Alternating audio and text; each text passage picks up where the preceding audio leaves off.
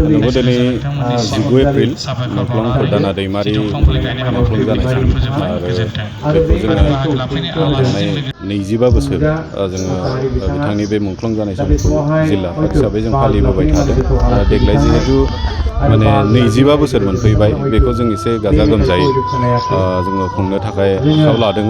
थिग बेबायदियैनो फुंबिलिनि आर'जनिफ्राय जागायनानै जोङो फिरफिला बिरहोनाय बिथांनि मुसुखायाव बिबार बावनाय बायदि हाबाफारिफोरखौ जोङो मावफुंबाय।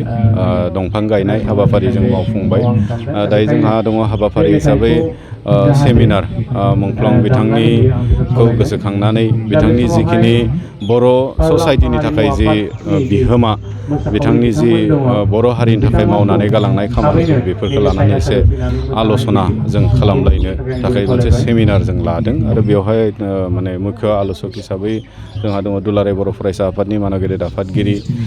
बै समाव दुलाराय बर' फरायसा आफादनि आफादगिरि गाहाय नेहाथारि बिबान मोनबोनाय जाय समाव मुंख्लं फोरदाना दैमारि बिथाङा बोखावजायै दरं जिल्लानि गाहाय नेहाथारि आफादगिरि जानाय समाव मिरु दुलाराय बर' फरायसा आफादाव बिबानगिरि लानानै गाहाय नेहाथारि बिबानगिरि लानानै खामानि मावबोनाय बिथां नाथुराम बर' बिथांमोना दिनै नैबे सावरायनाय हाबाफारियाव बाहागो लागोन। आरो जोङो मिजिंथिदों दिनैनि जि हाबाफारिफोर जों लादों बे हाबाफारिनि गेजेरजों जों मुंख्लं बिथांमोननि जिखिनि बिहोमा जिखिनि बर' ससाइटिनि थाखाय गावनि जिउखौ बावसोमलांनानै जोंनो लागै जिखिनि अबदान मोनसे होलांबाय बेफोरखौ जोङो इयुन जोलैनो जों खोन्थालांनो हागोन, फोरमायलांनो हागोन। आरो जोंनि जि बर' हारि दानायनि जोंनि जिखिनि एजेन्डा बेफोर गासै एजेन्डाखौ लानानै जोंनि इयुन जोलैफोरनो जों मोनसे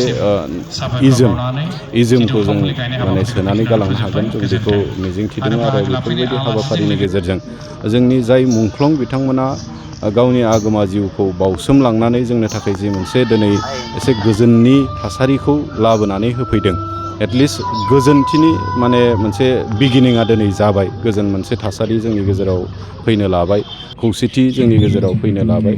आरो बे खौसेथि आरो गोजोन दिनै जिखौ जोङो दिनैनि जोलैया मोनदों बिनि आन्दोआवनो दङ मुंख्लं फोरदाना दैमारि बिथांमोन बायदि रोजा रोजा मुंख्लं बिथांमोननि थैनि बेसेन दङ।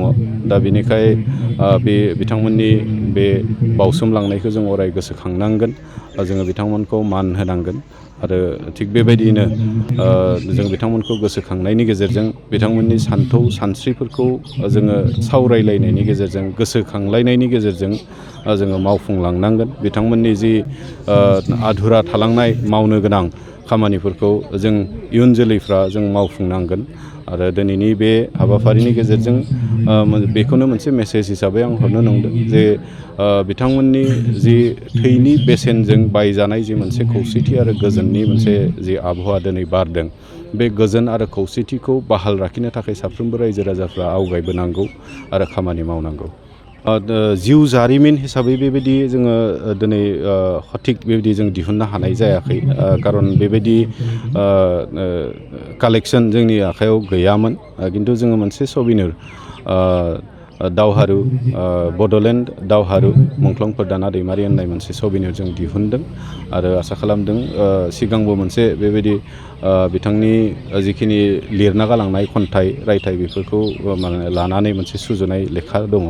बेफोरखौ लानानै इयुननि समफोराव जोङो बिथांनि माने जि जिउ जारिमिन मोनसे स्केट्स माने हिसाबै जों दिहुननो हागोन बेखौ जों मिजिंथिदों। आरो जथेस्थ'खिनि जोंनि बारग' बिबानगिरिफोर बै समाव बिथांजों खामानि मावफानो मोननाय दुलाराय बर' फरायसा आफादनि बिबानगिरि आरो गुबुन गुबुन दल संगठनाव थानानै बिथांजोंखौ हेफाजाब होनो हानो मोननाय बेक्तिफ्रा माने माखासे माने आर्टिकेल दिनै हरदों। आरो बिनि गेजेरजों बिथांनि जि माने मावलांनाय हाबाफारिफोर खामानिफोर बेफोर गासैबो बेरखांदों निस्सय। आरो बेखौनो लानानै इयुननि समाव जों आबुं मोनसे बिथांनि जिउ जारिमिन जों माने सुजुनो हागोन बेखौ जोङो आसा खालामदों।